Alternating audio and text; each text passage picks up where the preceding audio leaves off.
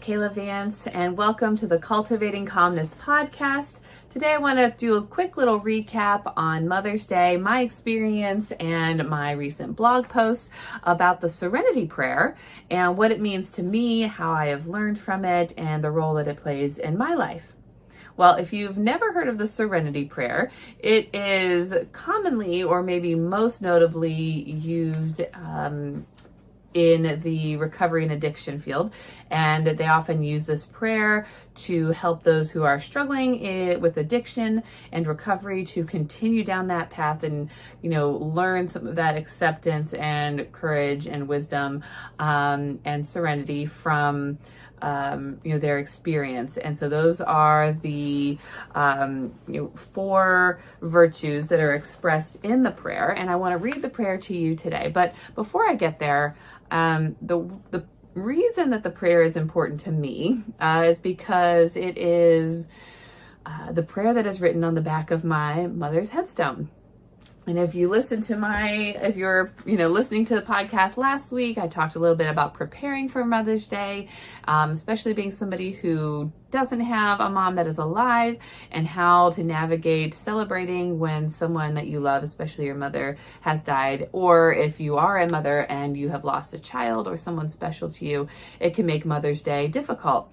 And I wrote this article, blog post for my newsletter that I send out every week, and wanted to focus on the Serenity Prayer and that just kind of that role that it plays for me. So wanted to talk a little bit about that. I'm not going to read the article to you. You can go ahead and look that up on my website, 𝗘𝗽𝗶𝘀𝗀𝗃, and it's under my blog posts. But I just want to touch on those 4 virtues that are present in the Serenity Prayer, and just a little bit of, I guess, a coincidence that happened to me and my family on Mother's Day, and just share that experience with you. So the Serenity Prayer, it goes like this. God, grant me the serenity to accept the things I cannot change, the courage to change the things that I can, and the wisdom to know the difference. Yes, I was making sure I didn't forget anything when I said that. God, grant me the serenity to accept the things I cannot change, the courage to change the things I can, and the wisdom to know the difference. That is the Serenity Prayer. And in the prayer are the 4 virtues: serenity, acceptance, courage, and wisdom. And I wrote in my article just about the definition of each of those things. Serenity being a state of utter calm and unruffled response or quietude. Well, if you know anything about death and loss, I would say it's anything but serene. But it is a place, it is something you can get to. You can aspire towards feeling serene and a sense of serenity at some point in your grieving process. I have obviously been grieving the loss of my mom.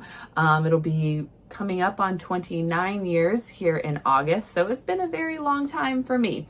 So I feel that this prayer does reflect all of those virtues in me, in my life, and it's an ongoing process. It's not something that, like grief, as I've talked about here on this podcast before, grief is not something that once you've done it, it's done, it's over with, and you never experience grief again. No, unfortunately, grief is something that is ongoing. It is something that ebbs and flows, comes and goes, brings up new questions, new ways of looking at and experience that grief as you, an individual, goes through different phases in your life. So as I've kind of said before, as I've grown, since I was 7 when my mom died, I have reached many phases of life without my mom. I obviously know many people who are well into adulthood, maybe even grandparents themselves, who still have their parents around. And so they have gone through all those stages of life with their mom, for example. That would be the case for my grandma. She still has most of her adult children, except for my mom, who has died. And all but one of her children is a grandparent.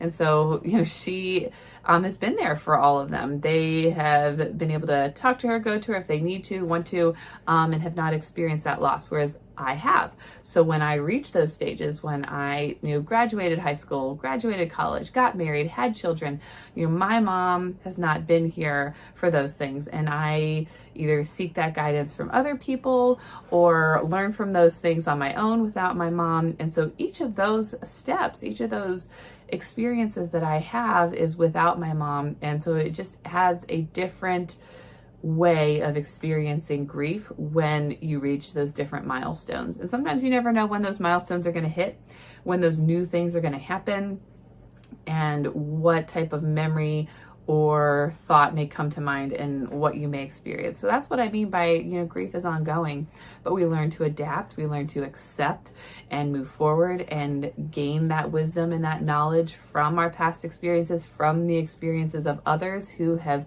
gone before us, who have kind of navigated this grieving process, and being able to share that with other people who may be like us. So wanting to, share with you a little bit about that serenity that I have experienced. And, it's been something that I have come to learn to accept, and is, like I said, not easy, but it does get easier. So if you are somebody who's grieving the loss of a parent, really, or anybody, but I'm talking about moms and Mother's Day, it does get easier. And I am an example of that. But, just know that your experience is different from mine, and mine is different from other people. So I can't begin to compare my experience to others. But overall, when you think about, accepting and the courage to experience and to go through life, you do that every day. You do that every day without your person, and you are stronger for it, whether it feels like that or not. So acceptance, one of the other virtues in the Serenity Prayer, is defined as to receive willingly, to endure without protest or reaction, or to recognize as true, or to believe. And all these definitions came from the Merriam-Webster dictionary. So you could probably look on different dictionaries. You might find slightly different definitions, and there's usually multiple forms of definitions. So I just condensed some of those, brought some together from Merriam-Webster to give you these definitions to further this explanation. So the acceptance is, receiving something willingly, enduring something, whether you chose to or not. And we don't often have a choice. When somebody dies, we don't have a choice. We just have to push through. We have to continue going, and we accept what is. And one of those examples that I felt where I was able to navigate acceptance was in being able to call somebody mom. So for me, growing up, from what I remember, I was never able to call anybody mom except my mom. So when my mom died, that was it. That was the only person I was going to call mom.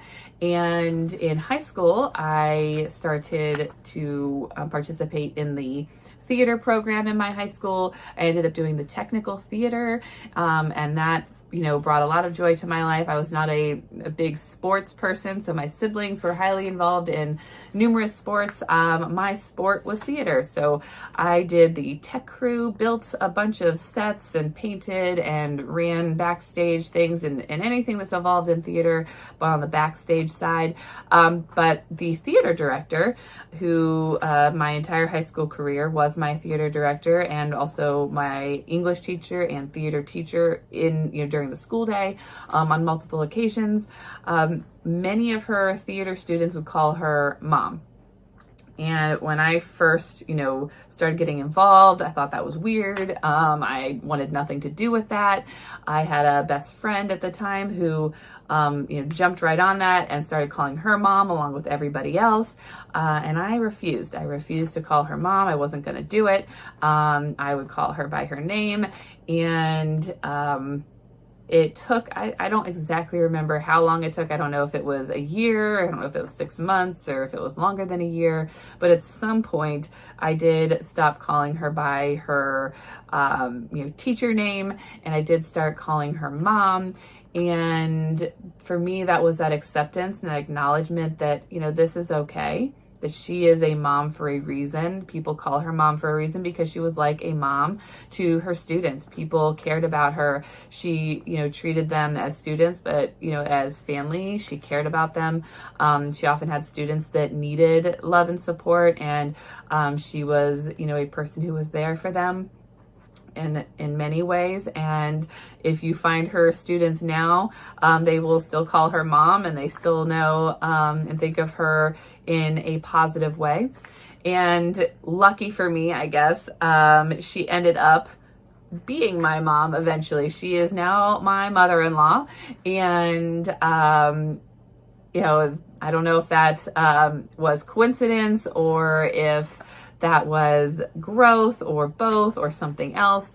But, I learned to accept that, calling somebody mom doesn't mean you're forgetting your mom, doesn't mean that your mom isn't important. Mom is an important name for somebody, especially if you respect and love and have a good relationship with your mom. Calling somebody else mom may feel like a betrayal, which is where I think I grew from. Like I was betraying my mom. And so from that moment, when I decided that that was something that I wanted or was able to do, it was easy for me to call her mom and call other people mom.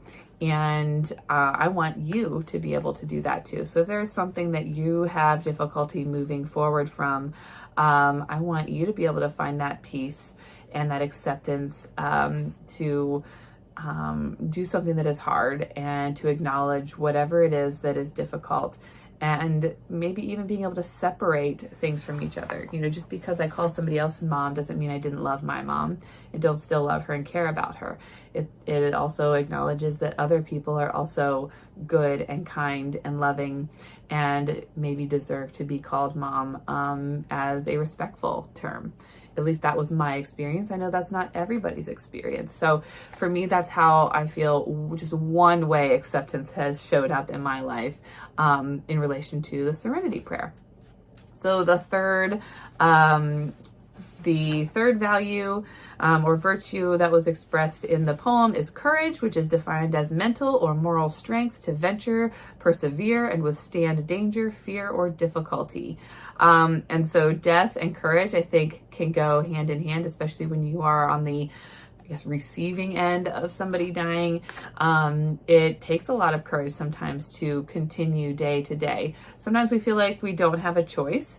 And you, depending on your position, my dad, for example, was a father of 3, and he lost his wife, and he had to continue on, every day, not only for himself, but for his 3 children. And he did that. And, at the time, that wasn't something that I was definitely thinking about, but as a mom and as a wife, imagining losing, my husband or my kids, is an incredibly painful thing to think about. And so the courage it must have taken, not only my dad, but other family members to go on each day and to live with, the loss of my mom. It must have been a very difficult experience. And, for me, it was the courage to, feel and to, go about day to day and express feelings. And, looking back and thinking about whether I was experiencing courage or whether I wasn't, I could say it's a mixed bag. I didn't like mom jokes. You probably know what I'm talking about when I say mom jokes. For the longest time, those would make me cry. I could quite literally sometimes run away. And, if friends or peers made those jokes, and then the friends that were closest with me who knew would inform my friends that hey, probably shouldn't make those jokes. But after a while, I was able to move forward from those experiences, and I can make those jokes, but just acknowledge that sometimes those types of comments can be painful to other people for any number of reasons. Other members of my family, it was easy to make jokes about moms and about our mom being, dead, and whether that was, whatever the reason, that was easier for them to do. It was not something that was easy for me, and I didn't like it for the longest time. So it took courage, in some ways, to express that. And also in some ways it wasn't courageous to not be able to express myself and to talk about it. So like I said, a mixed bag there. But being able to learn from that and being able to move forward and use my experience with my mom's loss to be able to help others. And that's where I mostly see courage in anybody who loses somebody or uses their experience to do something with that, to further some cause or to make something better or change something. So for me, I started off wanting to be a doctor, ended up, after different circumstances and life experiences, wanting to be a therapist. And so that's what I'm doing today, and being able to continue to learn and incorporate what I learn and my experiences into what I do. So that, has led me to this path of holistic therapy and incorporating, holistic health and attitudes and perspectives into what I do, and encouraging others to think differently and to, take care of their health and their mental health in a different way, so that they can have happier, healthier, more stable lives and lifestyles. And then the last virtue is wisdom, and that's defined as the ability to discern inner qualities and relationships, insight. To have good sense, to have good judgment. And wisdom is kind of all those things that I already shared, learning from all of the experiences that I've had, and being able to heal and grow and talk about my mom, just like right now. There were times where I couldn't really talk about my mom without crying. So like I can say the Serenity Prayer without crying or, necessarily getting too upset. But it does, especially when I wrote my blog post, thinking about it and recalling memories and trying to put information into a heartfelt, experience did bring up a lot of emotion for me. But sitting here talking to you now, is a lot easier. So, that's that growth from that experience, even just, last week and writing it to this week, being able to talk about it. It's allows growth and it allows healing just to be able to do that. But I said in the beginning that I had a kind of unique coincidental experience. Well, we were at my mom's gravesite on Mother's Day, and my family and I, so that my husband and I and our kids, and usually just cleaning it up, pulling any weeds, adding flowers, which this year I didn't have to do. The flowers are all coming back. And so I haven't needed to add too many extras. But on the back of her headstone is the Serenity Prayer. And so we often will clean it up and we'll sit there and either talk or say a prayer. Well, my husband played a song that we sang in high school. We were in our high school senior choir, and the song was "The Lord Bless You and Keep You" from the verse from the Bible in Numbers. And I don't recall the exact verse, but, it's the Lord bless you and keep you. The Lord make his face shine upon you and bring you peace and be gracious. And it was just a very special song that we sang in high school. It was a tradition to sing that at the end of every concert. There were alumni days where they would invite the alumni to come back and to sing that song, and we would all come back up on the stage, any alumni that was present for the concerts, to come up and sing that song, at least for a while. I don't think that they do that anymore. I haven't been aware of that in a very long time. But my husband was playing that song while we were kind of praying and talking to my mom, and there was a gentleman nearby at a nearby gravesite, and he waited until we were done, and then he asked, if that was from, if it just happened to be from, senior choir, and it was just a small world that a person that was like headstone really close to my mom's, just 2 headstones away, was part of senior choir as we were, but several decades before we were in senior choir, had a special connection to that song and to that prayer, and we both share in that experience. And singing that song, hearing that song often makes me cry. If I just sing it on my own, I'll often have tears because I often think of my mom when I sing that song. It was just something a little special that happened on Mother's Day to me and my family, and a special moment to share, and I wanted to share that with you. So if you haven't ever heard of the Serenity Prayer, now you have, and you can understand some of those virtues that were expressed in it. And I just want you to think, how do those virtues show up in your life? Serenity, acceptance, courage, and wisdom, especially when it comes to grief and losing somebody that you love. But it could be healing from trauma, healing from and moving forward from difficult life experiences. Feel free to share those with me and let me know what your thoughts are. And I will look forward to talking to you all again next week. Have a wonderful day.